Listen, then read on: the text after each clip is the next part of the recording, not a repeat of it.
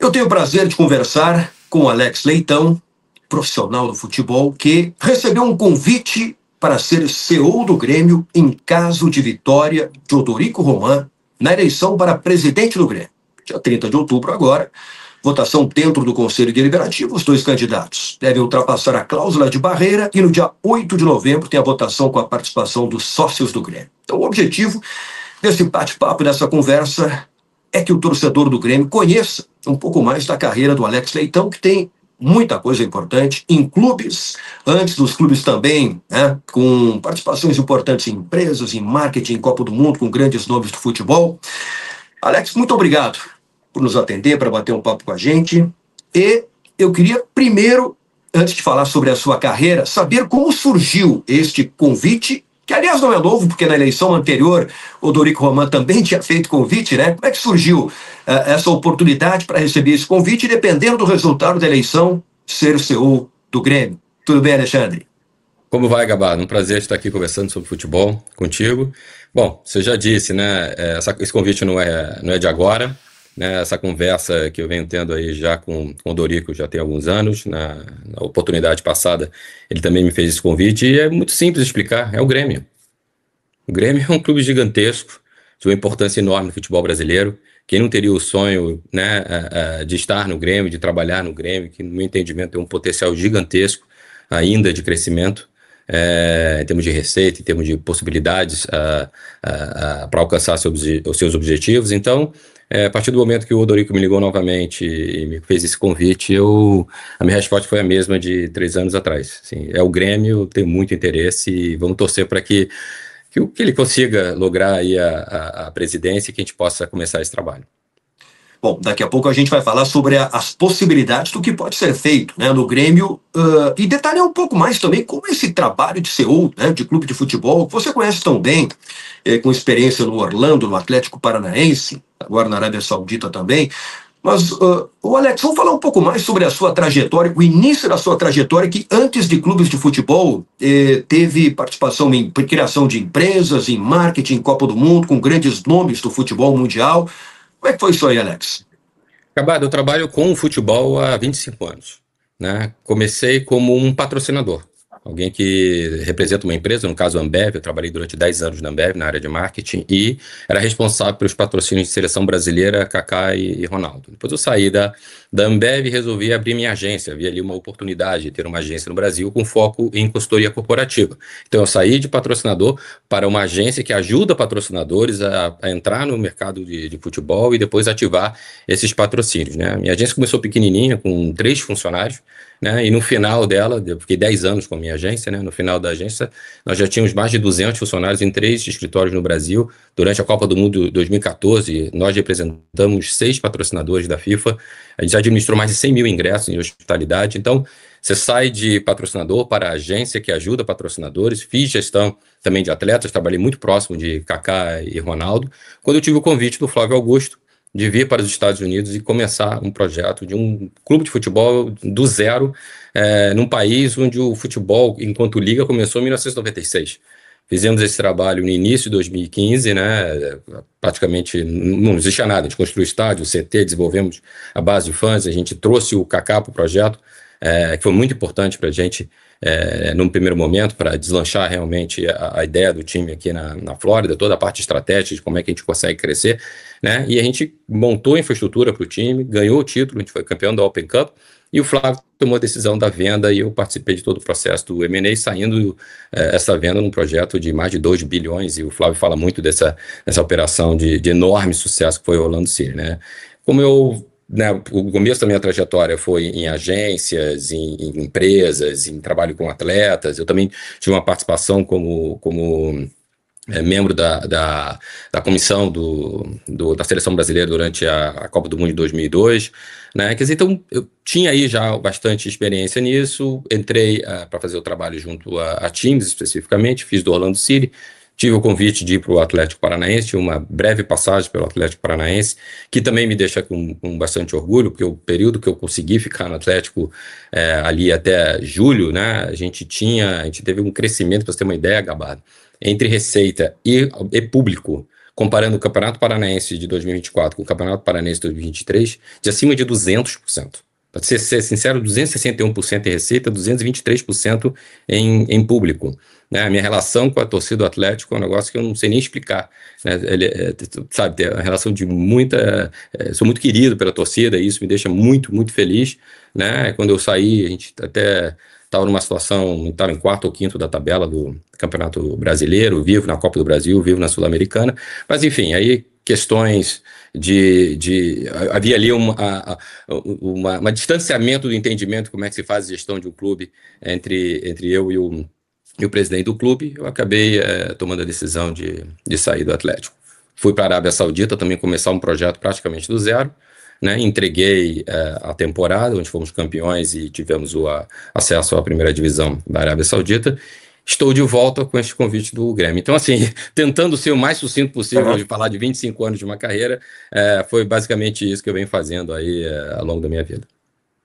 Depois eu queria, Alex, ampliar um pouco essa questão do Orlando, né, que foi um período longo e importante de estruturação de um clube, mas já que você tocou no assunto do Atlético Paranaense, né, eu lembro da sua saída quando o clube realmente estava numa situação boa ali na tabela. Foi divergência realmente com Petralha o motivo da saída do clube? Veja, quando existem alguns pontos que divergem entre o executivo e o presidente do clube, evidentemente que como executivo você tem que se adaptar. E você precisa, enfim, a direção parte do presidente, né? Agora, quando essas divergências começam a ser capitais, assuntos que são muito importantes, muito relevantes no seu entendimento, começa a ficar muito difícil a permanência. E, de novo, eu não vou fazer aqui juízo de valor, não estou dizendo que eu estou certo e o Petralha está errado, o presidente, no caso, estava errado. Estou dizendo que ele tem o jeito dele, eu tenho o meu, e aí começou a criar um distanciamento muito grande, né? Coisa que havíamos conversado no momento da minha contratação. Eu imaginei que, né, que essas divergências não aconteceria, mas acabou acontecendo. E aí, diante disso, eu entendo que para a continuidade do trabalho do próprio clube, seria bom a minha saída, a permanência. E ele fez uma mudança muito grande depois né, saiu o Cuca, depois eu saí, depois saiu o diretor de futebol, aí saiu, e praticamente o scout todo saiu, saiu muita gente ali, ele resolveu fazer uma reformulação. Tá no direito dele, é o presidente do clube, eu respeito, enfim, e eu acabei saindo ali em comecinho de julho de 2024, e estávamos, a gente tinha sido campeão paranaense, estávamos ali na parte bem de cima da tabela, vivos na Copa do Brasil, na Sul-Americana, mas enfim, felizmente ali o trabalho acabou se encerrando. Um trabalho curto, mas que deixou o clube ali num bom resultado naquele momento da sua saída, né?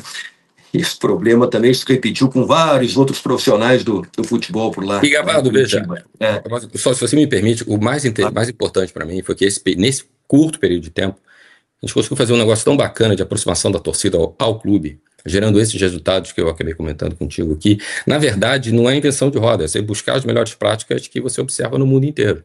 Né? As pessoas falam muito, mas o futebol nos Estados Unidos não está muito avançado, mas é o país do entretenimento, é um país, hoje em dia se fala muito em sportainment, né? que é a junção do esporte com o entretenimento. Aqui não existe país no mundo que faça melhor do que os Estados Unidos, em ligas como a NFL, a NBA, a NHL. Então você busca essas melhores práticas, aplica dentro da realidade, entendendo e respeitando a realidade do clube, da cidade, das necessidades específicas daquele fã, e você acaba tendo resultado.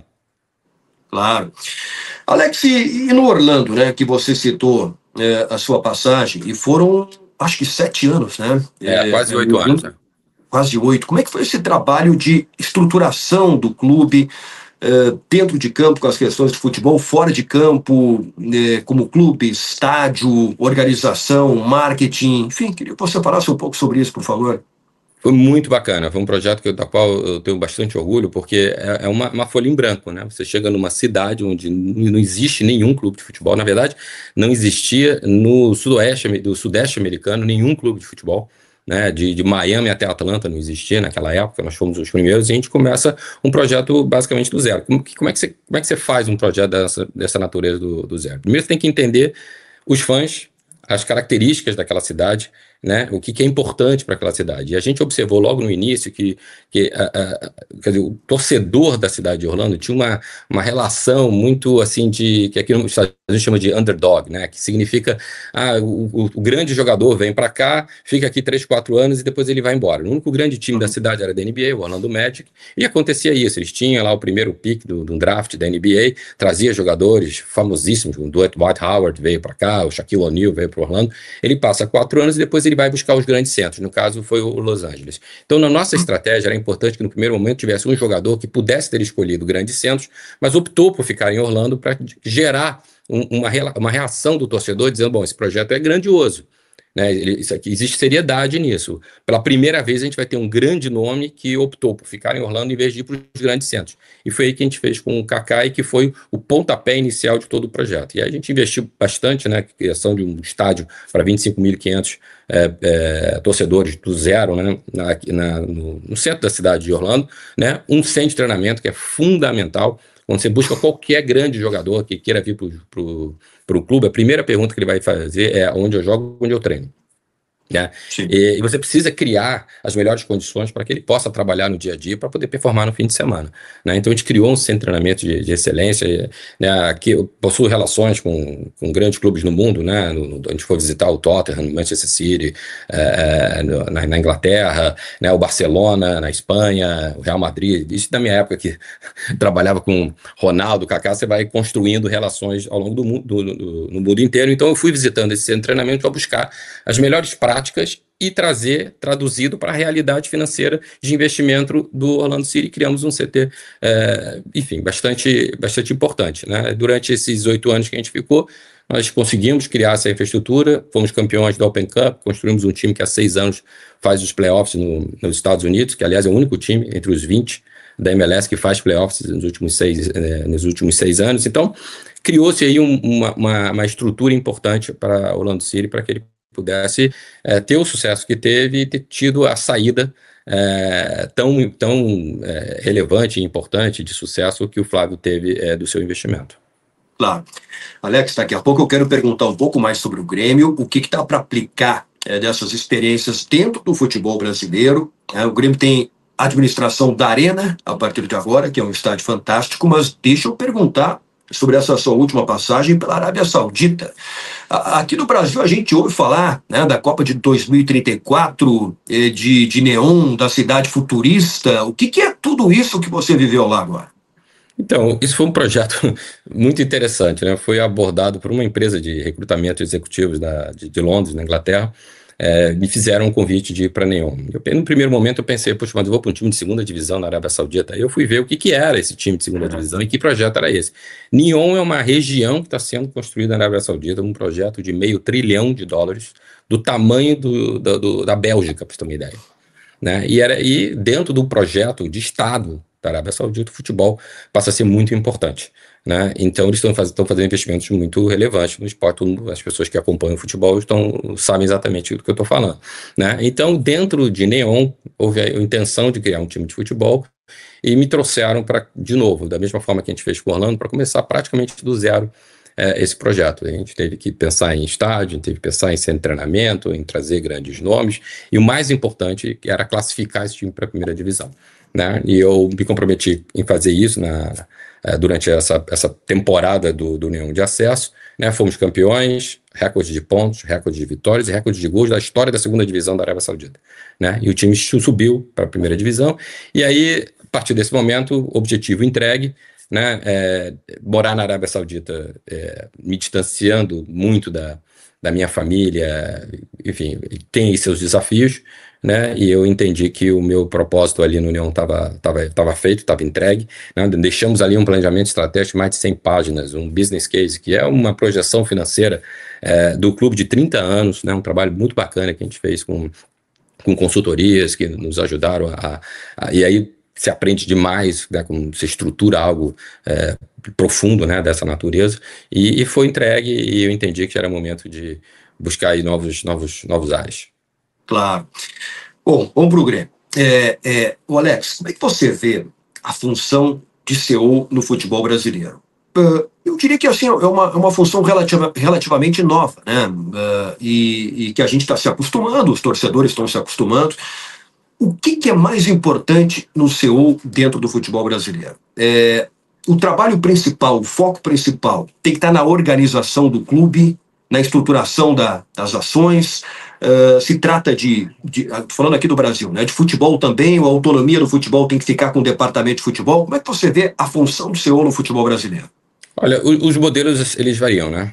No caso do Grêmio, o futebol é de responsabilidade da vice-presidência do futebol. O meu papel é criar as condições para que a vice-presidência do futebol consiga atingir seus objetivos, montar um time vencedor, para a gente buscar os campeonatos, que é o principal. Assim. Eu entendo que qualquer funcionário de um clube de futebol, seja de qualquer departamento, tem que ter claro na cabeça que tudo que ele está fazendo ali no dia a dia é para chegar no fim de semana, ganhar e trazer os 3 pontos para casa. Todos têm que entender isso. Uma vez eu falei isso para um grupo de funcionários que eu tinha no Orlando City, e um dos rapazes levantou e falou: mas eu trabalho em vendas, eu não chuto bola ao gol. Por que você está dizendo que o meu trabalho tem que ser atrelado ao resultado? Aí eu fiz a pergunta para ele: você acredita que um estádio lotado ajuda a empurrar o time para ele vencer? Acredito. Falei: então seu trabalho é lotar o estádio. Você tem que ter isso em mente sempre. Então, assim, o meu trabalho é criar as condições. Né? Eu vejo. E aí, como é que você faz isso? Né? Como é que você cria essas condições? Né? Através de geração de caixa. Você tem que ter receita. Se fala muito do Brasil, das dívidas dos clubes. E realmente tem clubes que têm dívidas muito relevantes, muito importantes. Mas eu te digo uma coisa, Gabardo: o Real Madrid tem dívida. O Barcelona tem dívida. Né? O importante é que você tenha um poder de geração de caixa para que essa dívida seja equacionada. Né? E é esse trabalho que precisa ser feito. Né, em redução de dívida, ter uma dívida mais inteligente, né, uma dívida que você possa, que seja administrável, né, e aí você resolve as de curto prazo, trabalha para as de longo prazo, enfim, e você tem que ter um poder de geração de caixa que seja compatível com a dívida que você tem. O meu trabalho vai ser gerar esse caixa. Né, crescer o potencial do clube. Né? O Dorico vem falando muito agora com a vinda da Arena, como mais uma ferramenta importante de geração de caixa para o clube, de um crescimento de 100 milhões, eu acho isso possível e talvez até mais. Né? Agora, como é que você faz isso acontecer? Eu vejo que acontece muito no Brasil. Eu estou falando de forma genérica, né, Cabalo, que eu preciso chegar no Grêmio, entender a situação, ter um diagnóstico para depois propor ações. Mas de uma forma genérica, os clubes, provavelmente no Brasil, eles olham as fontes de receita, assim, as linhas de receita do clube de forma independente e individualizada. Então eu tenho a camisa, vou vender aqui à frente. Então a arena vai me gerar tanto. Né? A outra ação que eu vou fazer, o aplicativo, eu vou criar uma área de gamificação, de esporte que vai me gerar tanto. Né? Aqui nos Estados Unidos, a forma como eles trabalham isso, e é muito parecido com na Europa também, é um pouquinho diferente. Porque eles olham o seguinte: eu preciso entender qual é o meu inventário de propriedades. Né? Esse inventário de propriedades se divide em 2 partes, né? O que é a visibilidade e o que é a experiência. Esse inventário de propriedades, ele acontece através de diversas fontes. Uma delas é a arena, outra é o CT, o teu aplicativo, é o dia de jogo, é a fanzone que você vai criar dentro do estádio, são os canais do YouTube que você tem, é a Grêmio TV, são os dados que você vai gerar, né? Você tem as escolinhas espalhadas pelo estado, você tem a tua academia, e você pode gerar, e o estado do Rio Grande do Sul precisa operar a teu favor, você pode criar party views, que são encontros de torcedores para assistir o jogo que não estão na arena em outras regiões do estado. Você tem uma série de possibilidades, né, de fontes de geração de receita, onde você, através de um inventário de propriedade, você cria pacote para ir para o mercado e vender. Então, quando você olha aqui nos Estados Unidos, e falando de todas as grandes ligas, estou falando só do futebol, né, os clubes aqui, os times aqui, eles possuem 40 patrocinadores, não são 2 ou 3. Né? E como é que isso é possível e todo mundo está feliz com essas condições? Aqui você tem exatamente, dentro das características de cada indústria que você vai atacar, as propriedades específicas e a sua proteção de região e de propriedade, para que o patrocinador possa estar feliz com aquela ideia de estar junto com o clube. Né? Então você tem desde os grandes números, né? A gente está falando aí de name right do estádio, você está falando do patrocinador principal, até ações que você cria através de todas essas fontes que eu acabei de falar. Isso é uma coisa, né? E outra coisa é a questão de ingressos. Né? O que deu muito certo no Atlético Paranaense, que cresceu aí, que eu te falei, em receita 261%, é quando você trabalha melhor a precificação. Né? O que é trabalhar melhor a precificação? Você trabalhar preço dinâmico, você criar vários pacotes, né, que não seja simplesmente o ingresso avulso ou a temporada como um todo, né? Você entendeu o conceito que 20% dos ingressos tem que responder por 80% da receita do clube, e aí você consegue diminuir o valor para preços mais populares, porque você é subsidiado pelos os ingressos premiums. Quando você fala de ingressos premiums, você está falando não só de assentos, você está falando de camarote, né? Aí você precisa entender qual é a especificidade da cidade, do estado onde você está, né? No nosso caso, por exemplo, o que eu quero dizer com isso? O Rio Grande do Sul, será que o Rio Grande do Sul tem empresas de grande porte suficiente para comprar todos os camarotes que possuem lá 20, 30 assentos? Ou, de repente, eu tenho que criar um que aqui nos Estados Unidos chama de club, onde você tem lá 100, uma área fechada para 100 assentos, onde pequenas e médias empresas podem ter 2, 3, 4 para fazer seus relacionamentos, né? Então, entendendo as características específicas da cidade, né, da região onde você está atuando, você tem que criar produtos que possam atender a essas características, né? Então, sim, é muita coisa, né? Mas, em resumo, é você entender e respeitar a cidade, a região onde você se encontra, o clube onde você está, e criar produtos que possam fazer sentido ao torcedor e à comunidade corporativa. Claro. Puxa, em esses minutos dessa resposta, Alex, você falou sobre várias possibilidades, né, de geração de receitas. Deixa eu aprofundar um assunto que você citou aí, que são os naming rights. Que está se falando muito, né? Os dois candidatos têm falado sobre isso, eu e o Marcelo Marques, quando comprou a gestão da Arena, ele entregou para o Grêmio, falou muito nisso também. Me parece que aqui no Rio Grande do Sul nós não temos a cultura dos naming rights, né? Porque nunca teve no Beira-Rio e nunca teve na Arena. Nenhum dos dois estados tem. E essa parece uma questão fundamental para a geração de receitas neste momento, e me parece que o Grêmio quer também aproveitar o embalo da compra da gestão da Arena para tentar impulsionar isso. Como é que você vê essa questão na realidade do Brasil? E no caso do Grêmio, teria que se buscar, com seu conhecimento de mercado, de marketing, de patrocínio, o cenário ideal seria buscar um parceiro, um patrocinador de alcance nacional, porque o Grêmio recebe jogos do futebol brasileiro, do futebol internacional. Enfim, como é que você vê a questão dos naming rights, que é algo muito presente neste momento no debate da eleição aqui? Veja, você citou, né, que o naming rights não é algo que acontece no Rio Grande do Sul. Eu te diria que é algo novo no Brasil, né? E para vender, do meu entendimento, é que você precisa saber vender naming rights de estádio, né? E eu vou te falar novamente, não é inventar a roda, você tem melhores práticas. Eu acabei de explicar como funciona a venda de patrocínios, né? Quando você vai a uma empresa para vender um name right, você não pode simplesmente dizer, olha, você vai ter um nome na arena, todas as pessoas que forem na arena e toda a comunicação que foi gerada pela arena, o seu nome vai ser citado, portanto, você vai gerar visibilidade para sua empresa, vai ser ótimo para você a nível nacional. Isso é um ponto. Tem outros 19, 20. Né? Como é que essa empresa faz relacionamento com seus clientes?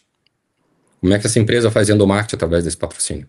Quais são as propriedades que você vai entregar para essa empresa, que você está buscando um número relevante, né, que faça sentido para o objetivo dela, né, e que o clube, através desse patrocínio, possa ajudar.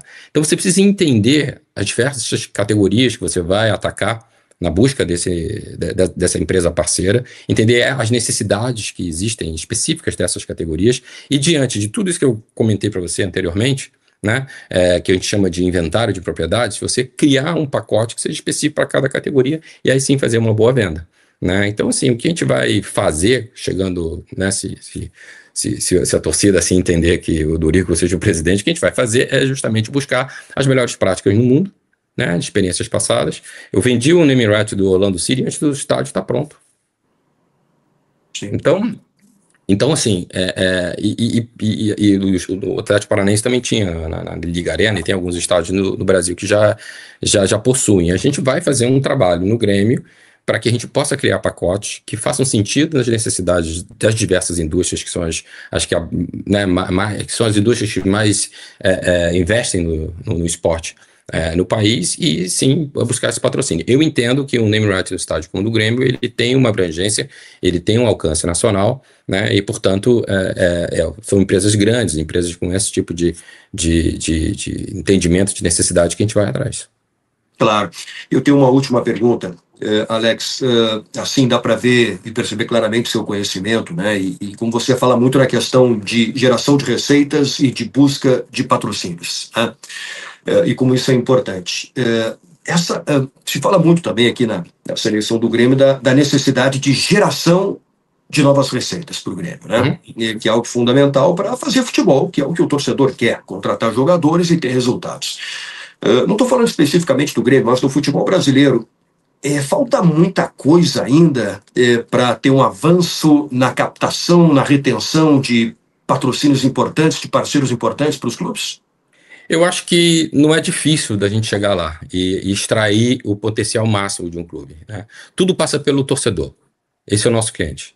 Quando a empresa patrocina um clube, ela quer, o que ela quer? Ela quer, através de você, falar com o teu torcedor, né? Você precisa cuidar desse torcedor. Então eu escuto muito assim, eu tenho uma atenção especial ao torcedor, ele chega no meu estádio, eu cuido bem dele, ele tem uma ótima experiência. Eu entendo a experiência do torcedor a partir do momento que ele pensa em ir para o jogo. Então é fácil comprar o ingresso? Eu tenho as informações claras de quando que horas como é que eu compro, como é que eu baixo, como é que eu entro. Eu saio de casa, eu chego com conforto, eu estaciono com conforto e segurança, eu entro no estádio de forma confortável. A gente fala muito da discussão de poder vender ou não bebidas alcoólicas dentro do estádio. Eu não vou entrar no mérito da questão em si, mas eu estou te dizendo que isso afeta a experiência, não só pelo prazer de você ter ali uma cervejinha quando você está vendo o jogo, mas também para não gerar gargalos na entrada do estádio, porque se você não vende bebida, a torcida toda fica no entorno do estádio, faltando 10 minutos, ela quer entrar. E você não põe 40 mil pessoas, 50 mil pessoas no estádio em 10 minutos sem ter gargalo. Isso afeta a experiência. Então, trabalhar nesse sentido, abrir 1h30, criar ações dentro do estádio para que ele possa entrar antes, isso ajuda na experiência e ajuda na forma como o torcedor vai ver enfim, a experiência dele mesmo dentro do jogo, né? A partir do momento que ele entra no estádio, ele consegue ter acesso a alimentos e bebidas de forma bacana, de forma confortável, uma boa experiência. Ele sai do estádio também de forma ordeira, ele acessa o estacionamento também. Enfim, tudo isso tem que ser muito bem pensado no sentido que você possa gerar uma experiência boa para esse torcedor. E aí você fideliza ele. A partir do momento que você fideliza ele, você tem um negócio que chama receita recorrente e receita antecipada, né?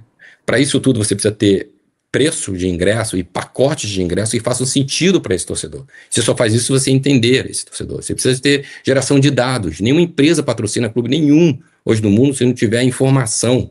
Isso é ouro para os patrocinadores. Eu não vejo, né, de repente acontece, mas eu não vejo em muitos clubes do Brasil o trabalho a captação de dados, eu até vejo acontecer, mas o que eles fazem com esses dados? Hoje em dia, com a inteligência artificial, se os clubes não tiverem com isso muito bem claro dentro do seu gerenciamento de dados, né, o que a inteligência artificial traz de benefícios, né, você não consegue buscar essas receitas extras para o clube, né? E aí é um pouco de tudo aquilo que eu te falei, né, de todas aquelas fontes que você pode gerar para novas, né, que a gente estava aqui falando, né, eu já citei aqui várias, né, que sejam oportunidades para que essas empresas investam no clube. E quando a empresa investe no clube, é isso que eu acabei de falar. Ela quer falar com você, ela quer falar com o teu torcedor através de você, ela quer visibilidade, ela quer experiência, né? Para que ela possa ter essas frentes aí para ajudar nos objetivos dela. Alex Leitão, foi muito importante a conversa, né? Tenho certeza que o torcedor do Grêmio te conheceu melhor ainda. E agora, aguardamos o resultado da eleição aqui em Porto Alegre. Muito obrigado, um grande abraço. Obrigado, Gabardo, um grande abraço para você.